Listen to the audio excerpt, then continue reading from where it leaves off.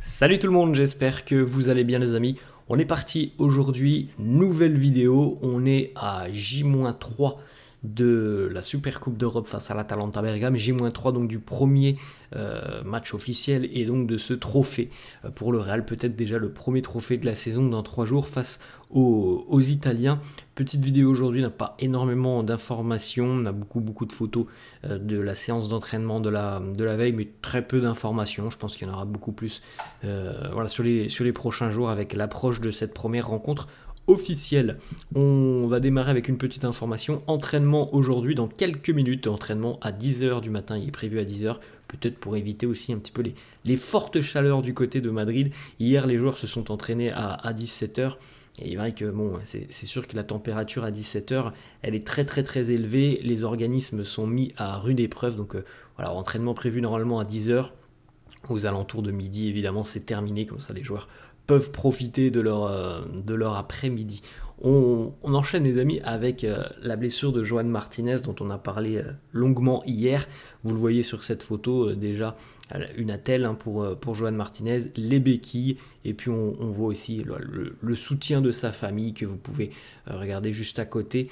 Ça fait du bien, évidemment, je pense, pour Joan Martinez d'avoir tous ses proches autour de lui. C'est un moment difficile, surtout, je pense, à 16 ans. C'est peut-être encore bien plus compliqué à 16 ans.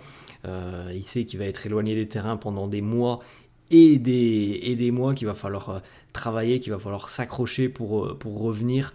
On lui souhaite évidemment de revenir normalement courant d'année 2025. Il rejoindra évidemment la Castilla, les sections jeunes du Real, et peut-être, on ne sait pas, qu'en fin de saison, il aura l'opportunité de revenir avec l'équipa. En tout cas, lui, il avait participé depuis à peu près 15 jours, 3 semaines aux entraînements avec l'équipa, et puis à la surprise quasi générale, il avait été retenu donc pour participer aussi à la pré-saison du côté des États-Unis. Donc c'est quand même difficile ce qui lui est arrivé à Joan Martinez. On lui souhaite évidemment plein de courage et de force. A noter hier que Jesus Fortea, joueur aussi de la Castilla, arborait un maillot numéro 4, le numéro de Joan Martinez, lors d'un match amical pour les jeunes. Il a présenté le maillot de Joan Martinez. Un petit clin d'œil pour son coéquipier qui vit évidemment des moments difficiles. On a une petite information d'ailleurs sur la blessure de Joan Martinez qui a eu lieu vendredi.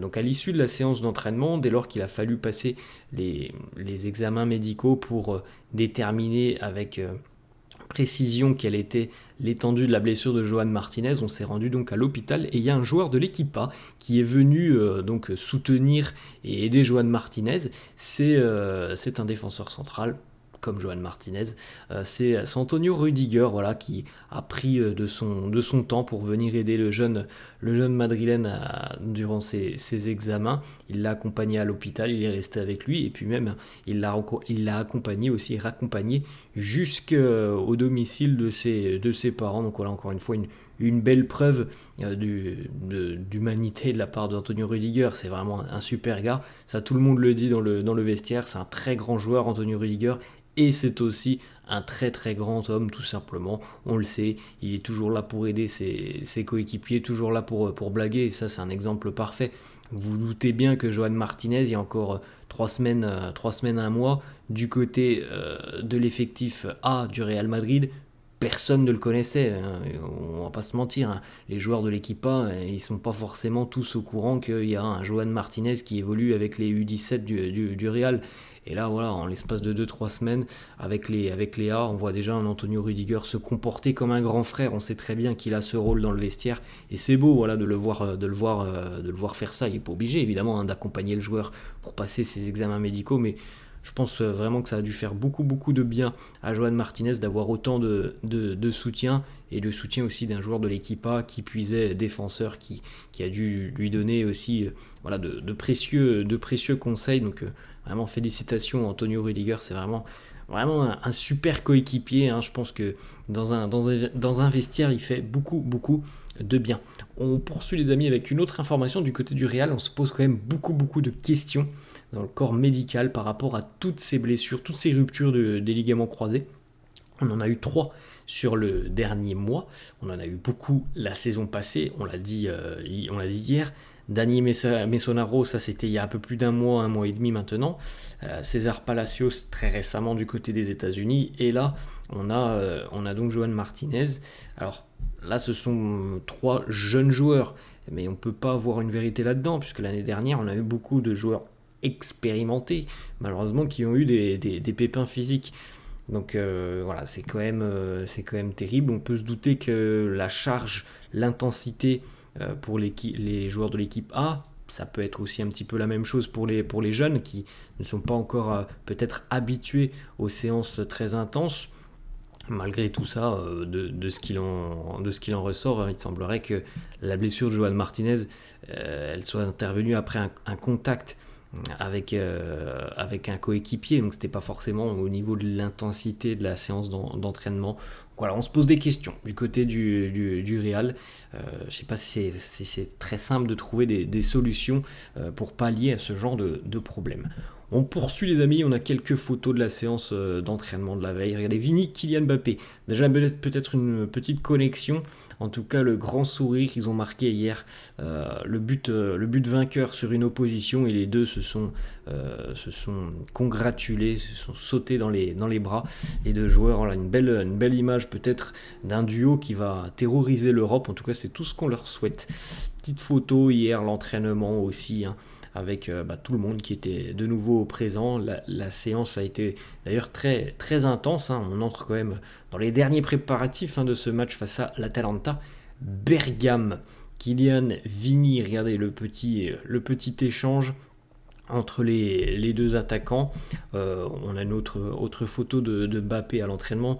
Voilà, quand on regarde un petit peu toutes les photos qui sortent maintenant sur le site officiel du Real, sur les pages spécialisées Real, on a beaucoup de photos de Mbappé. Les années auparavant, on n'avait pas autant de photos des séances d'entraînement.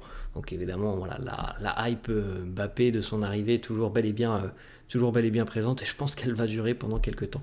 On regarde un petit peu le 11 potentiel du Real face à l'Atalanta, donc dans 3 jours, selon le quotidien AS. Voilà le 11 du Real, avec Courtois dans les buts, Carvajal, Militao, Rudiger, Mendy, Tchouaméni, Valverde, Modric, Bellingham, Rodrigo ou Mbappé et Vinicius. Si on s'en tient aux paroles de Carlo il y a quelques jours, normalement ça sera Rodrigo. Et Mbappé pourrait potentiellement entrer en jeu. Donc voilà, on verra. Après, je pense que tous les internationaux qui sont revenus depuis 5 jours postulent à une place, hein, pour le match face à l'Atalanta. On peut le regarder, on peut le voir déjà. Vini évidemment sera titulaire, Valverde sera titulaire, Carvajal sera titulaire, Rodrigo certainement titulaire, donc normalement voilà, tout le monde devrait être disponible. Et si on s'en tient aux paroles de Carlo, Mbappé devrait être sur le banc, mais vraisemblablement qu'il aura du temps de jeu.